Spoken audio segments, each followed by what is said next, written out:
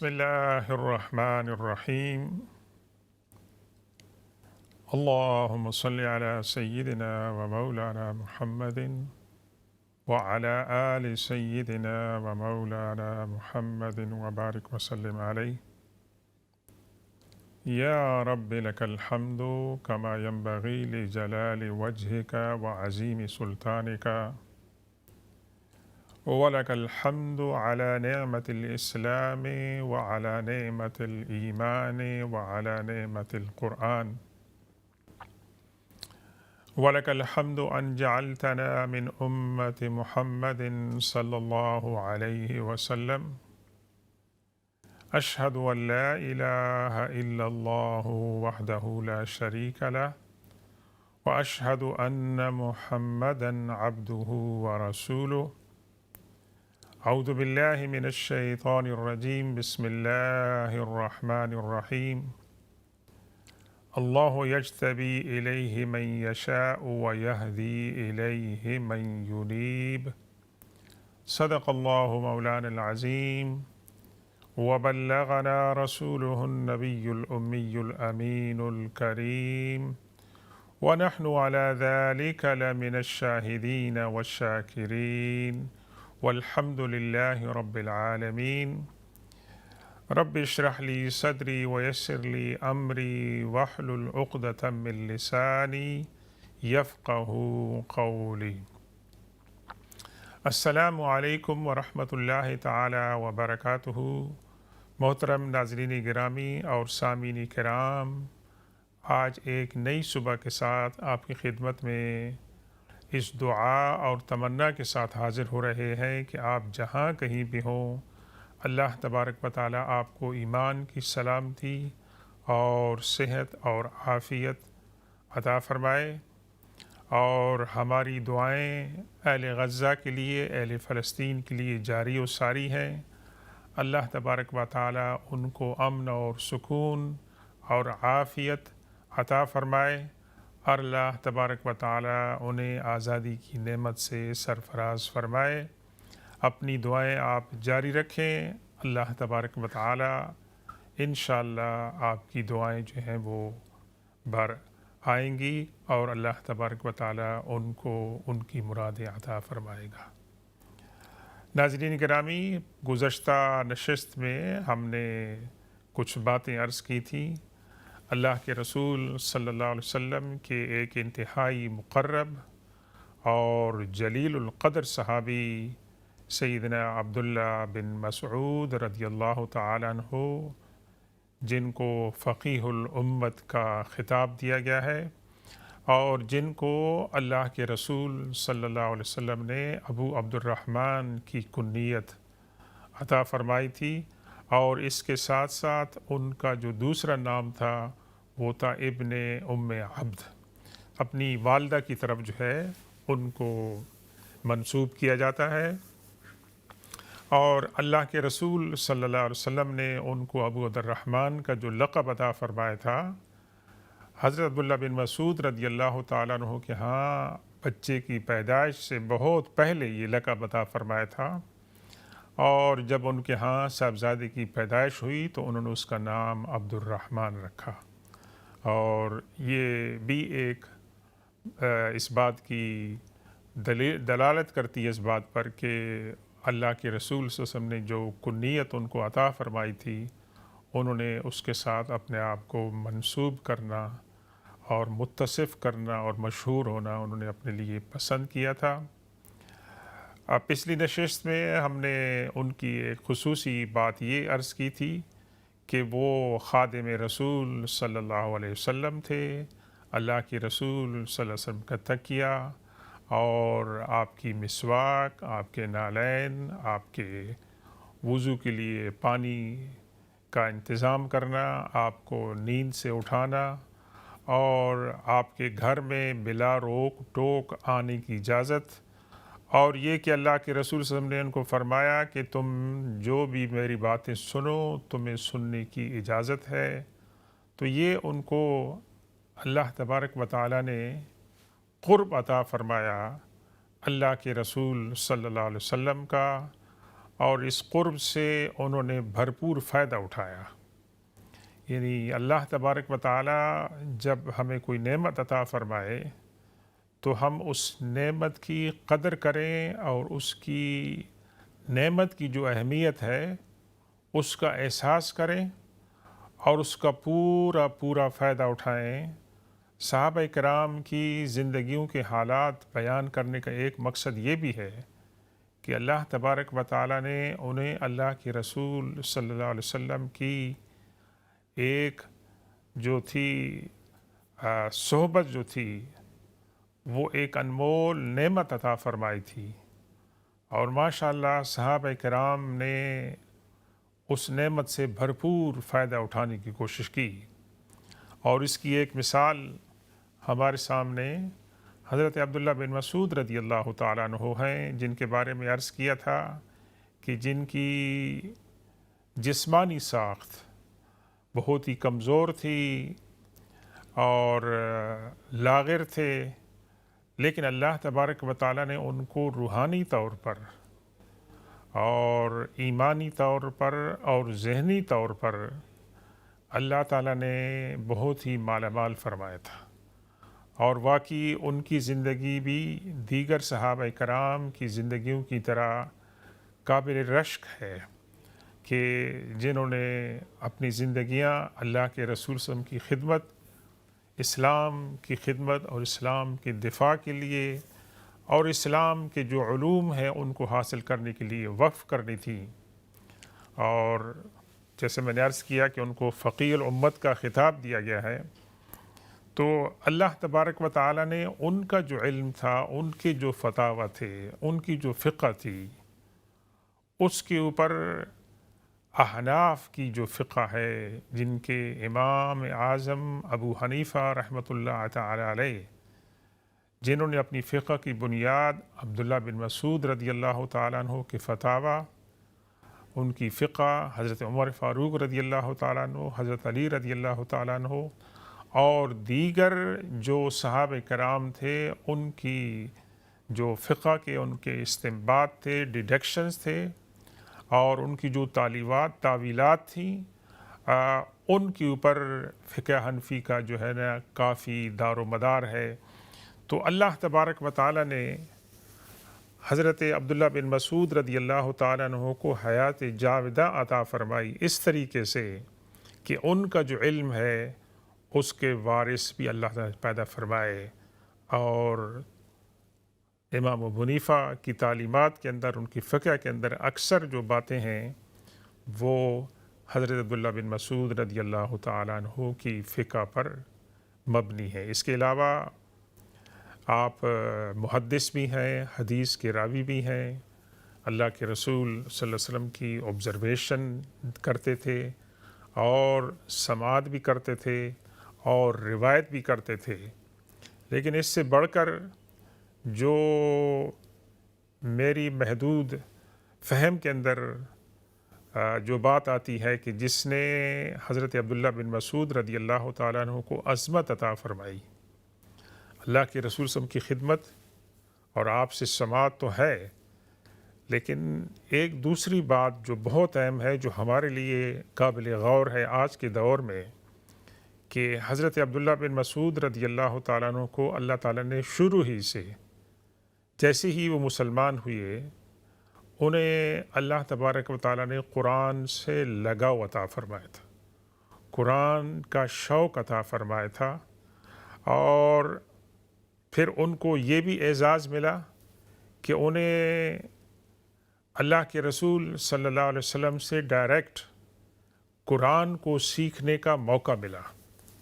اور وہ خود فرماتے ہیں کہ 70 قرآن کی ایسی 70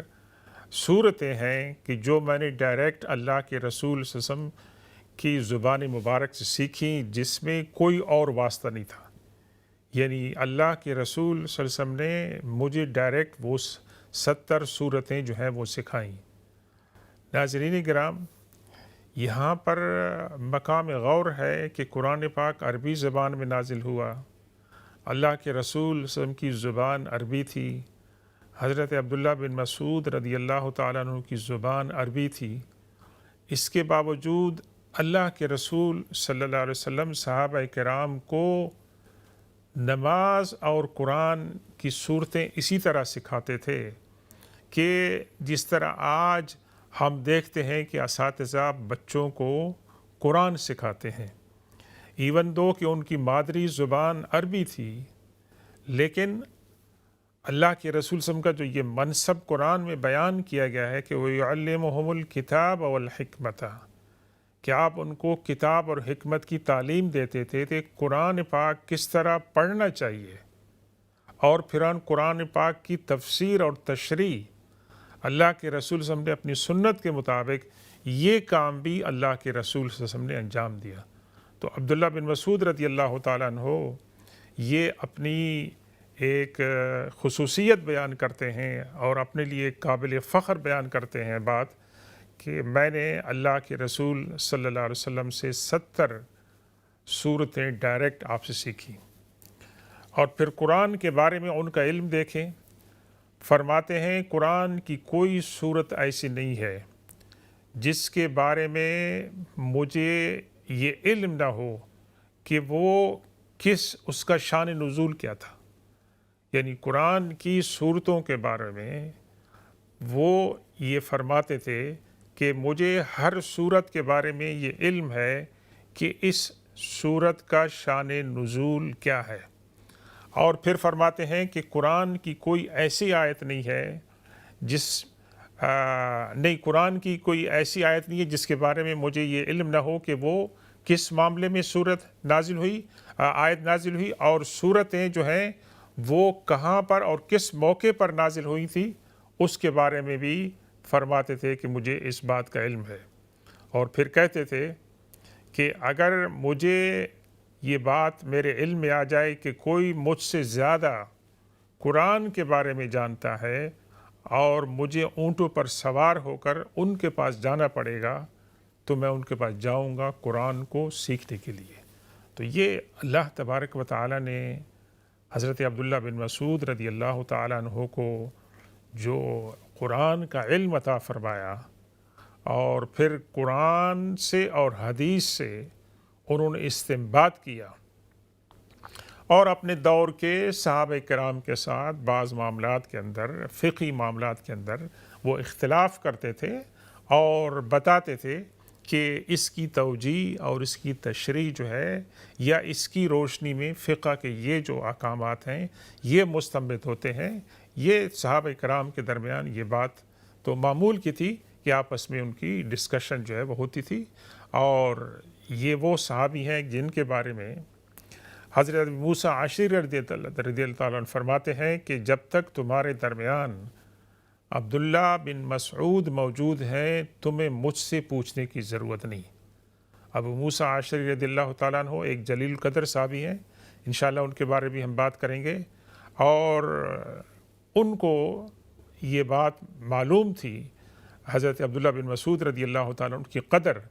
کہ جب تک ہمارے درمیان وہ موجود ہیں آپ کو مجھ سے پوچھنے کی ضرورت نہیں ہے، آپ تمام کی تمام باتیں ان سے جو ہیں پوچھیں۔ اور حضرت حذیفہ بن یمان رضی اللہ تعالیٰ عنہ سے کسی نے پوچھا کہ اے صحابی رسول آپ بتائیں آپ کی نظر میں اس وقت کون ہے کہ جس کی ہم پیروی کریں اور وہ اپنی اس کی پیروی میں ہمیں اللہ کے رسول صلی اللہ علیہ وسلم کی سنت زیادہ قریب محسوس ہو، اور اگر اس دور میں کوئی سنت کی پیروی سب سے زیادہ کرنے والا ہے آپ کی نگاہ میں تو اس کا نام بتائیں۔ تو حضرت حذیفہ بن یمان رضی اللہ تعالیٰ عنہ جو اللہ کے رسول صلی اللہ علیہ وسلم کے جلیل القدر صحابی تھے، انہوں نے کہا کہ اگر تمہیں یہ بات چاہیے پھر تم عبداللہ بن مسعود رضی اللہ تعالیٰ عنہ کو فالو کرو۔ تو یہ جو دو باتیں میں نے آپ کے سامنے عرض کی ہیں، ایک تیسری بات بھی میں عرض کرتا ہوں۔ اس سے پتہ کیا چلتا ہے کہ صحابہ کرام کے درمیان اختلافات کے باوجود، علمی اختلافات کے باوجود ایک دوسرے کا احترام تھا اور ایک دوسرے کی قدر کرتے تھے، ایک دوسرے کی فضیلت کے قائل تھے، نہ صرف قائل تھے بلکہ دوسروں کو بھی قائل کرتے تھے کہ آپ بھی ان کو فالو کریں۔ اور تیسری بات میں عرض کروں، حضرت عمر فاروق رضی اللہ تعالیٰ عنہ نے جب حضرت عمار بن یاسر رضی اللہ تعالیٰ عنہ کو کوفہ کا گورنر مقرر فرمایا اپنی خلافت میں، تو گورنر کے ساتھ ساتھ ایک دوسرا عہدہ بھی ہوتا تھا، وہ ہوتا تھا قاضی کا، اور وہ ایسے شخص کا کہ جو عوام کو علم سکھائے اور ان کو فقہ کے مسائل بتائے، ان کو قرآن کی تعلیم دے۔ تو یہ کام، دونوں کام تو جو تھے یہ ایک شخص گورنر نہیں کر سکتا تھا، اور یہ جوڑی بنائی حضرت عمر فاروق رضی اللہ تعالیٰ عنہ نے کہ حضرت عمار بن یاسر رضی اللہ تعالیٰ عنہ جو اللہ کے رسول صلی اللہ علیہ وسلم کے بہت ہی محبوب صحابی تھے، وہ بھی قریبی تھے، اور جن کے پاس اسلامی تاریخ کے بہت بڑے واقعات ان کے سامنے پیش آئے تھے، ان کو تو حضرت عمر فاروق رضی اللہ تعالیٰ نے کوفہ کا گورنر مقرر فرمایا۔ حضرت عبداللہ بن مسعود رضی اللہ تعالیٰ عنہ کو انہوں نے کوفہ کا قاضی اور وہاں کا معلم اور بیت المال کا انچارج بنایا۔ تو اور پھر یہ فرمایا کوفہ کے لوگوں کو کہ میں نے تمہارے پاس ایسے لوگوں کو بھیجا ہے کہ جن کو میں چاہتا کہ میں اپنے پاس رکھوں، میں پریفر کرتا کہ وہ میرے پاس رہیں اگر مجھے اختیار ہوتا، لیکن میں نے آپ کی ضروریات کی خاطر ان کو قربانی دی ہے ان کی کہ یہ آپ کے پاس جائیں، ورنہ تو یہ میرے پاس رہتے تو میں ان سے جو ہے میں فائدہ اٹھاتا، اور یہ میں نے ترجیح دی ہے آپ لوگوں کو، اور آپ جو ہے آپ کا کام کیا ہے کہ آپ ان کا خیال رکھیں اور ان کی تعلیمات کی آپ جو ہے پیروی کریں۔ جب حضرت عمر فاروق رضی اللہ تعالیٰ عنہ کی شہادت ہو گئی تو حضرت عثمان غنی رضی اللہ تعالیٰ عنہ نے حضرت عبداللہ بن مسعود رضی اللہ تعالیٰ عنہ کو واپس بلا لیا۔ جب ان کو واپس بلایا جانے لگا تو کوفہ کے لوگوں نے کہا کہ اگر آپ چاہیں تو ہم آپ کو روک سکتے ہیں، یعنی یہ کہ حضرت عثمان غنی رضی اللہ تعالیٰ عنہ کے اوپر ہم پریشر ڈال سکتے ہیں کہ عبداللہ بن مسعود کو ہمارے ساتھ ہی رہنے دیں، کیونکہ ہمیں ان سے فائدہ ہو رہا ہے اور ہم ان کے اوپر پریشر جو ہے وہ ڈال سکتے ہیں۔ اب یہاں پر دیکھیں کہ اسلام کے اندر امیر کی اطاعت، خلیفہ کی اطاعت جو ہے اس کی اور امام کی اطاعت کتنی اہمیت رکھتی ہے۔ عبداللہ بن مسعود رضی اللہ تعالیٰ نے فرمایا کہ میں آپ کے جذبات کی قدر کرتا ہوں، تھینک یو ویری مچ، لیکن وہ خلیفہ وقت ہے، ان کا جو حکم ہے وہ سر آنکھوں پہ ہے، وہ بہترین ثوابدید رکھتے ہیں، میں اس کے اندر کوئی ایشو نہیں بنانا چاہتا ہوں کہ میری وجہ سے حضرت عثمان غنی رضی اللہ تعالیٰ عنہ کی خلافت کے اندر انہوں نے نئی خلافت سنبھالی ہے اور میں یہاں پر بیٹھ جاؤں کہ نہیں، میں جس عہدے پر فائز ہوں میں یہاں سے نہیں اٹھنا چاہتا ہوں۔ نہیں، انہوں نے کہا نہیں، میں واپس جاتا ہوں، مجھے خلیفہ وقت نے بلایا ہے، میں جاؤں گا ان کی خدمت میں، لیکن تمہاری یہ جو خواہش ہے میں اس کو پورا نہیں کر سکتا ہوں۔ اب ناظرین گرامی، یہ باتیں بعض اوقات چھوٹی اور معمولی لگتی ہیں، اور ان معمولی باتوں کو ہم معمولی سمجھ کر کیا کہتے ہیں کہ ان کے اوپر ہم لوگ اصرار کرتے ہیں، اور جب اصرار کرتے ہیں تو پھر کمیونٹی کے اندر، معاشرے کے اندر جو ہے وہ انتشار ہوتا ہے۔ تو حضرت عبداللہ بن مسعود رضی اللہ تعالیٰ عنہ کی فور سائٹڈنس تھی، آپ کی دور اندیشی تھی، اور یہ آپ کی حکمت تھی، کیونکہ آپ کی طرف بہت حکیمانہ اقوال بھی منسوب ہیں، انشاءاللہ وہ بھی ہم آپ کی خدمت میں پیش کریں گے، لیکن یہاں پر ایک فتنہ پیدا ہو سکتا تھا، ایک پرسنالٹی کلیش ہو سکتا تھا۔ یعنی حضرت عبداللہ بن مسعود رضی اللہ تعالیٰ عنہ کو یہ معلوم نہیں کہ کوفہ کے لوگ اچھی نیت سے یہ بات کر رہے تھے، اخلاص کے ساتھ بات کر رہے تھے، یا ان کی کچھ اور مقاصد ہو سکتے تھے، لیکن عبداللہ بن مسعود رضی اللہ تعالیٰ عنہ اس کو سمجھ گئے کہ یہاں پر فتنہ ہو سکتا ہے، مجھے خلیفہ کے سامنے انسٹال کر کے ایک پیرالل پرسنالٹی بنا دی جائے اور اس کے بعد مسلمان امت کے اندر انتشار ہو جائے۔ اس کے اندر ایک تو نقصان یہ ہوگا کہ خلیفہ کی حکم عدولی ہوگی، دوسرا یہ ہوگا کہ میری پرسنالٹی کو اٹھا لیا جائے گا، اور تیسری بات یہ ہوگی کہ یہ کوفہ کے لوگ جو ہیں، جو اسلامی خلافت ہے، جو اسلام کی جو سیٹ ہے، اس کے خلاف ایک مطلب ہے کہ ایک گروہ بن جائے گا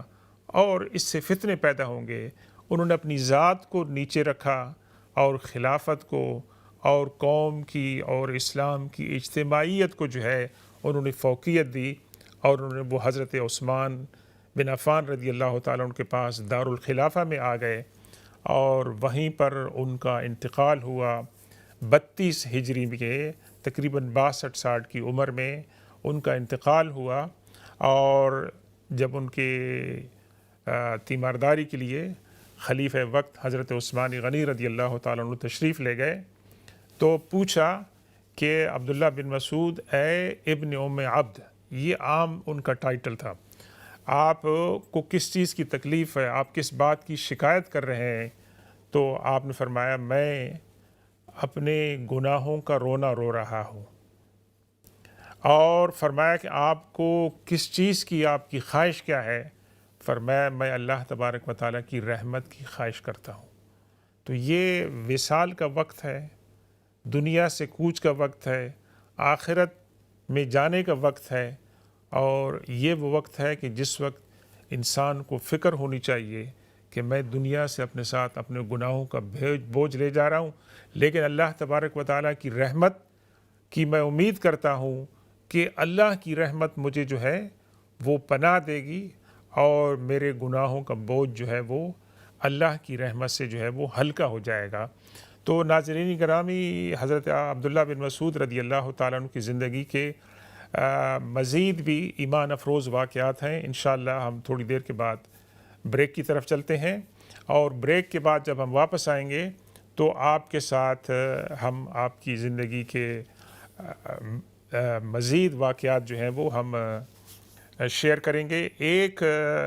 جو دوسری اہم بات میں یہاں پر عرض کرتا ہوں کہ اللہ کے رسول صلی اللہ علیہ وسلم نے جن 4 ایکسپرٹ صحابہ کرام کے بارے میں یہ رائے دی تھی صحابہ کرام کو کہ آپ ان سے قرآن سیکھیں، ان میں ٹاپ کے اوپر اللہ کے رسول صلی اللہ علیہ وسلم نے کس کا نام لیا؟ حضرت عبداللہ بن مسعود کا نام لیا، حضرت معاذ بن جبل کا نام لیا، حضرت ابی بن کعب رضی اللہ تعالیٰ عنہ کا، کہ یہ جو 4 لوگ ہیں آپ ان سے قرآن سیکھیں۔ اس سے یہ سند ملتی ہے کہ حضرت عبداللہ بن مسعود رضی اللہ تعالیٰ عنہ کا قرآن کا علم، قرآن کا پڑھنا اللہ کے رسول صلی اللہ علیہ وسلم کی بارگاہ میں وہ مقبول تھا، اور اس لیے آپ نے امت کو یہ نصیحت فرمائی، وصیت فرمائی کہ ان 4 افراد سے آپ قرآن پاک سیکھیں۔ اور ایک اور حدیث پاک اس سے میں عرض کر دوں کہ جس سے حضرت عبداللہ بن مسعود رضی اللہ تعالیٰ عنہ کی فضیلت جو ہے وہ ثابت ہوتی ہے کہ، اور یہ بشارت حضرت ابو بکر، حضرت عمر فاروق رضی اللہ تعالیٰ عنہ نے حضرت عبداللہ بن مسعود کو دی کہ اللہ کے رسول صلی اللہ علیہ وسلم فرمایا کہ جو قرآن کو اس طریقے سے تلاوت کرنا چاہتا ہے کہ جس طریقے سے قرآن نازل ہوا ہے، اس لفظ جو ہیں وہ ہیں غدن، تر و تازہ۔ یہ تر و تازہ تو یہ ہے کہ آپ کہیں کہ آپ نے تر و تازہ بھی کھانا بنایا تو تازہ جو ہے نا آپ کھا رہے ہیں، یا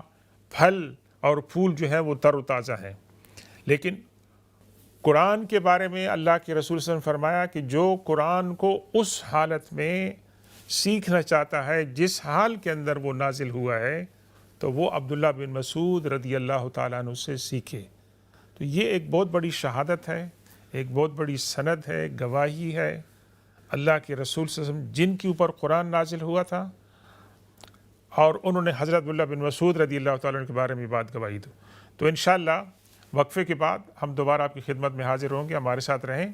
اور وقفے کے بعد اگر آپ کے سوالات ہیں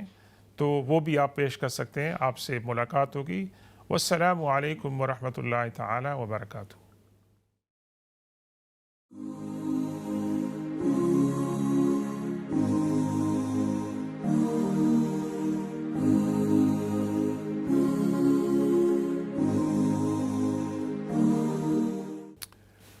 السلام علیکم ورحمۃ اللہ تعالی وبرکاتہ۔ ویلکم بیک ناظرین گرامی، آپ کی خدمت میں دوبارہ حاضر ہو رہے ہیں وقفے کے بعد۔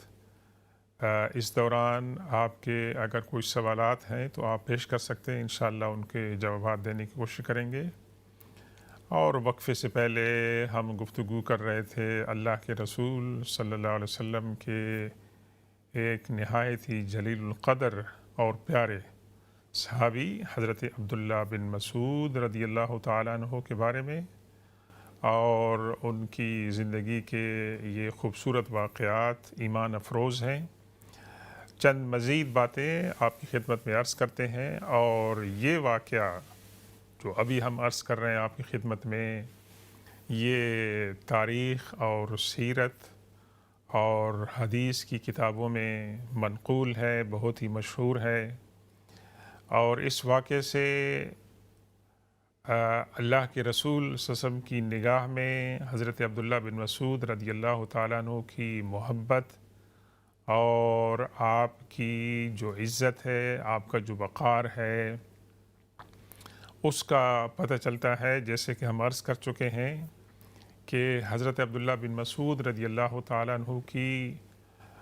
خوش نصیبیوں میں ایک بات یہ بھی تھی کہ آپ اللہ کے رسول صلی اللہ علیہ وسلم کے مسواک بردار تھے،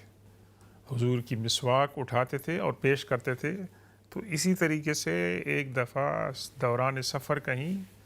اللہ کے رسول صلی اللہ علیہ وسلم نے حضرت عبداللہ بن مسعود رضی اللہ تعالیٰ عنہ کو حکم دیا کہ آپ درخت پر چڑھ کر وہاں سے میرے لیے لکڑی سے اس کی مسواک جو ہے وہ آپ کاٹ کے لائیں۔ حضرت عبداللہ بن مسعود رضی اللہ تعالیٰ عنہ جب درخت پر چڑھے تو ہوا اتنی تیز تھی کہ ان بیچاروں کی ٹانگیں جو تھیں وہ کانپ رہی تھیں، اور بہت ہی کمزور، اور خاص طور پر ان کی ٹانگیں جو تھیں وہ بہت ہی نحیف تھیں۔ تو صحابہ کرام یہ منظر دیکھ کر محظوظ ہوئے، اور کہ حضرت عبداللہ بن مسعود رضی اللہ تعالیٰ عنہ کی ٹانگیں جو ہیں بہت ہی پتلی ہیں، اور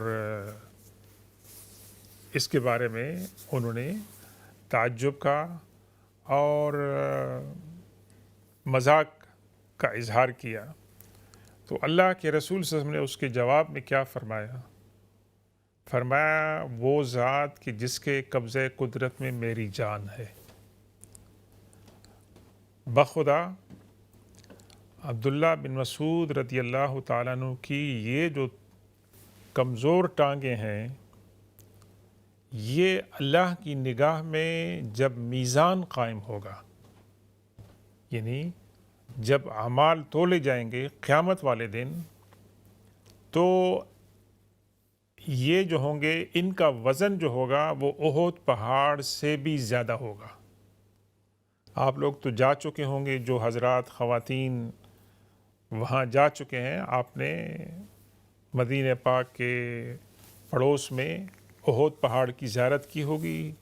اور ہماری اسلامی تاریخ میں اس کی بہت اہمیت ہے۔ اور باہر کا پہاڑ ہوتا ہے، اور اس پہاڑ کا وزن اللہ کے رسول سے فرمایا کہ حضرت عبداللہ بن مسعود رضی اللہ تعالیٰ عنہ کی جو ٹانگیں ہیں وہ احد پہاڑ سے زیادہ بھاری ہوں گی قیامت والے دن میزان کے اندر۔ تو ایک تو اللہ کے رسول صلی اللہ علیہ وسلم آلریڈی ان کو جنت کی بشارت دے چکے ہیں جی،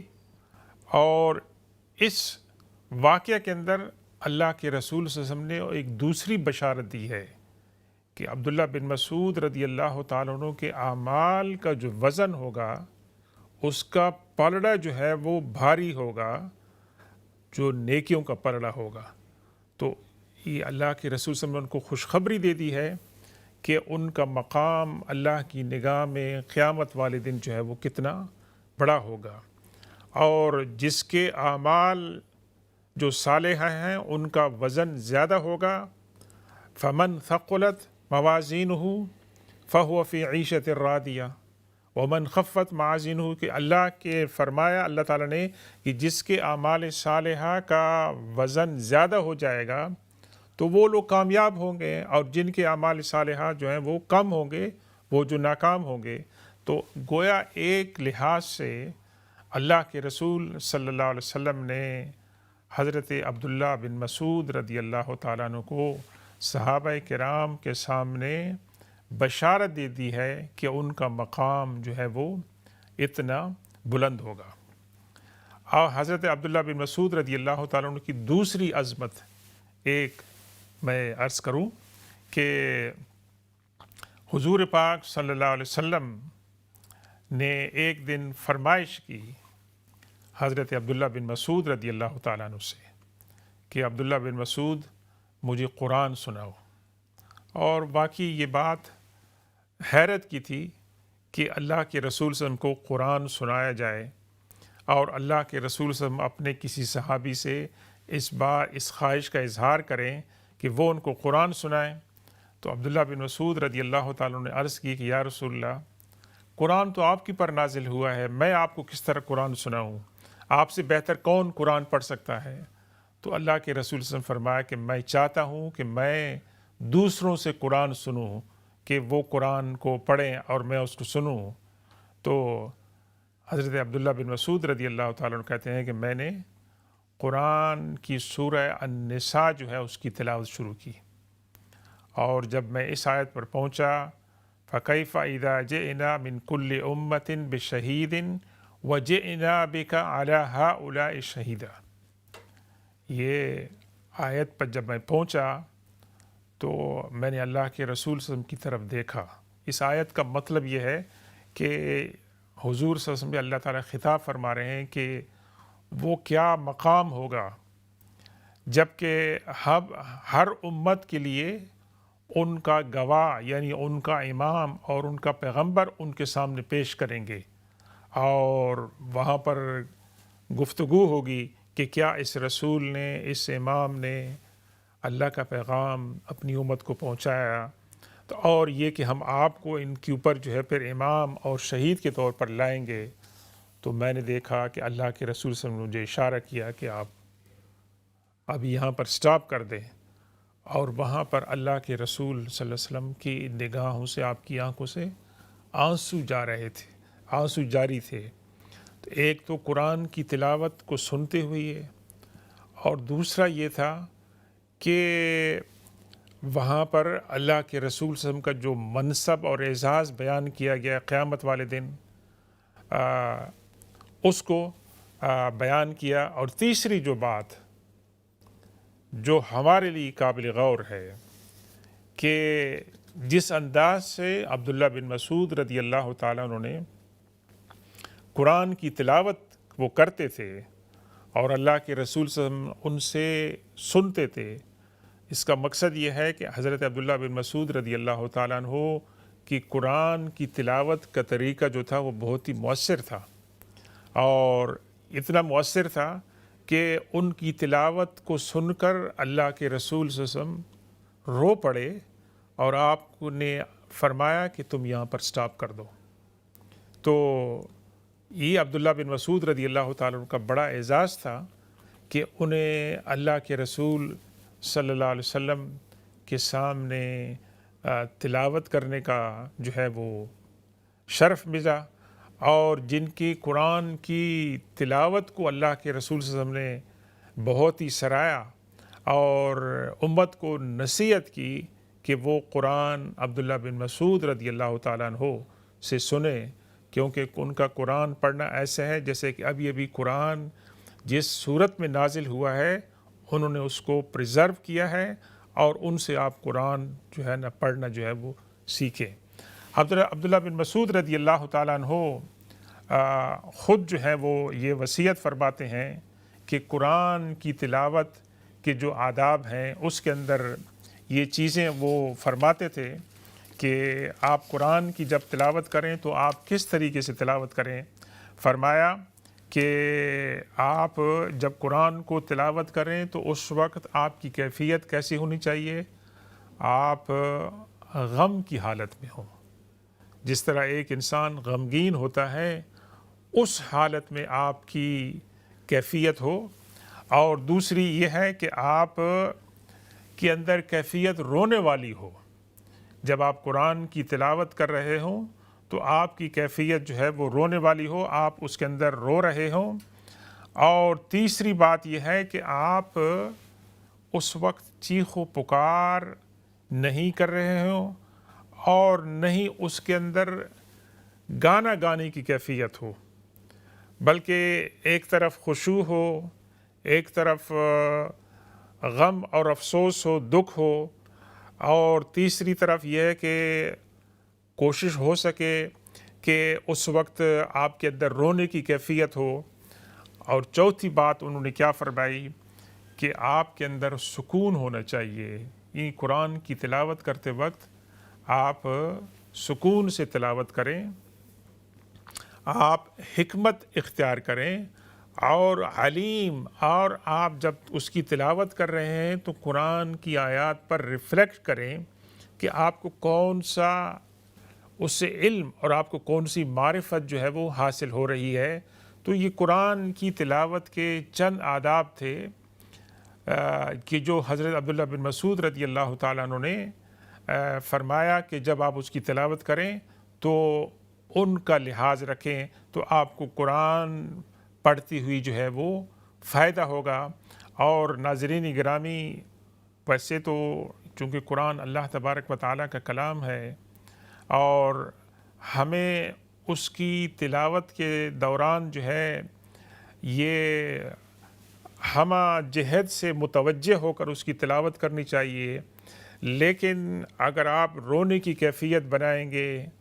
آپ ایک دکھی انسان کی کیفیت بنائیں گے، تو اس وقت قرآن کی تلاوت کے دوران ایک تو لطف پیدا ہوگا، اور دوسرا یہ ہے کہ آپ کو خشوع اور خضوع کی کیفیت حاصل ہوگی۔ اور یہ قرآن کی تلاوت جو ہے وہ عبادت ہے، اور عبادت کے دوران ہمیں خشوع اور خضوع جو ہے وہ حاصل ہونا چاہیے، اور اس کو پیار اور محبت کے ساتھ جو ہے اس کی تلاوت کرنی چاہیے۔ جیسے میں نے عرض کیا تھا کہ حضرت عبداللہ بن مسعود رضی اللہ تعالیٰ عنہ کو اللہ تبارک و تعالیٰ نے حکمت اور معرفت اور دانش بھی عطا فرمائی تھی، اور ان کی طرف بہت سے علم و حکمت کے جو ہیں وہ باتیں جو ہیں منسوب ہے۔ مثال کے طور پر ایک جگہ پر آپ فرماتے ہیں کہ اللہ تبارک و تعالیٰ جو ہے جسے چاہتا ہے دنیا دیکھتا ہے، چاہے اس سے انسان کو محبت کرتا ہے یا نہیں کرتا ہے، لیکن اللہ تبارک و تعالیٰ دنیا ہر انسان کو دیتا ہے، دنیا کی باتیں، دنیا کی چیزیں، نعمتیں ہر ایک کو عطا فرماتا ہے۔ لیکن فرمایا کہ اللہ تبارک و تعالیٰ ایمان کی دولت سے صرف اسی کو سرفراز فرماتے ہیں جس سے اللہ تبارک و تعالیٰ محبت کرتے ہیں۔ یعنی دنیا تو اللہ تعالیٰ ہر ایک کو عطا فرماتے ہیں، لیکن اس کا یہ مطلب نہیں ہے کہ اللہ تبارک و تعالیٰ ضروری ہے کہ جس کو اس نے دنیا عطا فرمائی ہے اس کے ساتھ اللہ محبت بھی کرتا ہے، لیکن اللہ تبارک و تعالیٰ جس سے محبت کرتا ہے اس کو ایمان کی دولت سے مالا مال فرماتا ہے۔ اور پھر فرماتے ہیں کہ اگر ایسی چیز ہو جائے کہ آپ ان خوش نصیبوں میں سے ہیں کہ جن کو اللہ تبارک و تعالیٰ نے ایمان کی دولت سے نوازا ہے، پھر اگر آپ کے اندر یہ سستی پیدا ہو جائے کہ آپ رات کو تہجد کی نماز کے لیے نہ اٹھ سکیں، اور آپ اللہ کی راہ میں جد و جہد جو کرنی چاہیے، قربانی دینی چاہیے، آپ اس کے اندر سستی اور کاہلی کا مظاہرہ کرتے ہیں، اور اللہ کی راہ کے اندر مال خرچ کرنے میں بخل سے کام لیتے ہیں، اگر آپ کے اندر یہ کیفیت پیدا ہو جائے اور ساتھ ساتھ اللہ تعالیٰ نے آپ کو ایمان کی دولت بھی عطا فرمائی ہو، تو پھر کیا کرنا چاہیے؟ پھر اس کا وے آؤٹ کیا ہے؟ تو حضرت عبداللہ بن مسعود رضی اللہ تعالیٰ عنہ نے اس کا ایک خوبصورت وظیفہ بتایا کہ اس کو آپ کریں گے تو اللہ تبارک و تعالیٰ آپ کے لیے آسانیاں پیدا فرمائیں گے، اور وہ جو وظیفہ ہے وہ بہت آسان ہے۔ سبحان اللہ والحمد للہ ولا الہ الا اللہ واللہ اکبر، سبحان اللہ والحمد للہ ولا الہ الا اللہ واللہ اکبر۔ فرمایا کہ یہ جو وظیفہ ہے یہ آپ کثرت سے پڑھیں، آپ یہ جو ذکر ہے، یہ جو وظیفہ ہے، اس کو آپ کثرت سے پڑھیں گے تو آپ کی زندگی میں جہاں پر محرومیاں ہیں، روحانی طور پر، ایمانی طور پر کمیاں ہیں جہاں پر اللہ تبارک و تعالیٰ اس وظیفے کو کثرت سے پڑھنے سے وہ جو کمیاں ہیں، ڈیفیشنسی ہیں، اللہ تبارک و تعالیٰ ان کو پورا فرمائے گا، اور جہاں پر سستی ہے، کاہلی ہے، اللہ تعالیٰ کے ذکر سے اور اس وظیفے کی برکت سے اللہ تبارک و تعالیٰ آپ کے لیے آسانیاں پیدا فرمائے گا۔ اس کی وجہ کیا ہے کہ یہ جو ذکر ہے یہ وہ اذکار ہیں کہ جو اللہ کے رسول صلی اللہ علیہ وسلم اپنے صحابہ کرام کو تعلیم فرماتے تھے، اور اللہ تبارک و تعالیٰ کی اس کے اندر بڑائی ہے، سبحان اللہ، اللہ تعالیٰ کی پاکیزگی ہے، اور والحمدللہ، اللہ تبارک و تعالیٰ کی ثنا ہے، اور اس کے ساتھ اللہ تبارک و تعالیٰ کی توحید ہے، اللہ اکبر، اور پھر اللہ تبارک و تعالیٰ کی کبریاء اور بڑائی ہے۔ تو یہ جو ذکر حضرت عبداللہ بن مسعود رضی اللہ تعالیٰ نے فرمایا ہے، نصیحت فرمائی ہے، اس کو ہمیں اختیار کرنا چاہیے۔ ایک دوسری بات جو حضرت عبداللہ بن مسعود رضی اللہ تعالیٰ عنہ کی طرف منسوب کی جاتی ہے اور جو اقوال حکمت میں سے ہے، وہ یہ ہے کہ آپ نے ایک دن لوگوں سے خطاب فرمایا، اور وہ لوگ کون تھے؟ تابعین تھے۔ وہ صحابہ کرام نہیں تھے، وہ تابعین تھے، اور تابعین کے اندر اللہ تبارک و تعالیٰ نے اللہ کے رسول صلی اللہ علیہ وسلم کی محبت اور عبادت کا شوق جو ہے وہ پیدا فرمایا تھا۔ تو اس لیے حضرت عبداللہ بن مسعود رضی اللہ تعالیٰ عنہ نے ان کو ایک اہم نصیحت فرمائی، اور فرمایا کہ تم لوگ آج صحابہ کرام کے مقابلے میں زیادہ روزے رکھتے ہو،